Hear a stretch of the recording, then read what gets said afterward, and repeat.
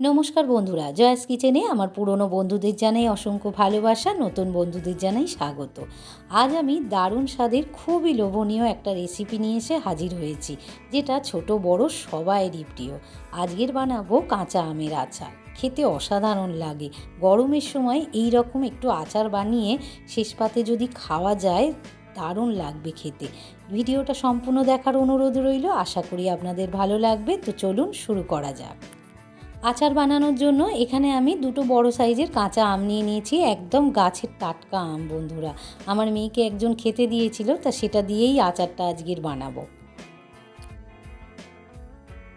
প্রথমে আমগুলোকে গোটা আম ভালো করে পরিষ্কার করে ধুয়ে এরকম ছোট ছোট টুকরো করে কেটে নিয়েছি। নিয়ে আবারও জলের মধ্যে দিয়ে ভালো করে ধুয়ে একটা পাত্রে রেখে দিলাম।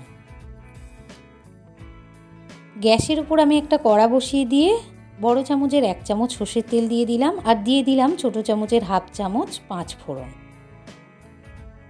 ফোড়নটা বেশ লালচে হয়ে এসেছে। এবারে দিয়ে দেব কেটে রাখা আমগুলো দিয়ে তেলের মধ্যে একটু নাড়াচাড়া করে নেব হালকা করে। একটা আমের তো আঁটিই বেরিয়ে গেছে দেখুন বন্ধুরা। এবারে দিয়ে দিলাম স্বাদ মতো লবণ, আর দিয়ে দেব অল্প একটু গুঁড়ো হলুদ, খুব সামান্য গুঁড়ো হলুদ দিয়ে দেব। এবারে দিয়ে ভালো করে নাড়াচাড়া করে নেব যাতে হলুদের কাঁচা গন্ধটা ছেড়ে যায়। এবারে দিয়ে দিলাম ছোট বাটির 1 বাটি চিনি, প্রায় 150 গ্রামের মতো চিনি। এখানে আমি দুটো আম নিয়েছি, আর আমটা খুব টক ছিল, তাই একটু চিনির পরিমাণটা বেশি দিয়েছি। এবারে ভালো করে গ্যাসের ফ্লেমটাকে লো রেখে ফুটিয়ে নেব। চিনিটা দিয়ে গ্যাসের ফ্লেমটাকে একদম লো করে দিয়েছি, দিয়ে চিনিটা পুরো গলে গিয়েছে। এবারে আমি দিয়ে দেব ভাজা মশলা।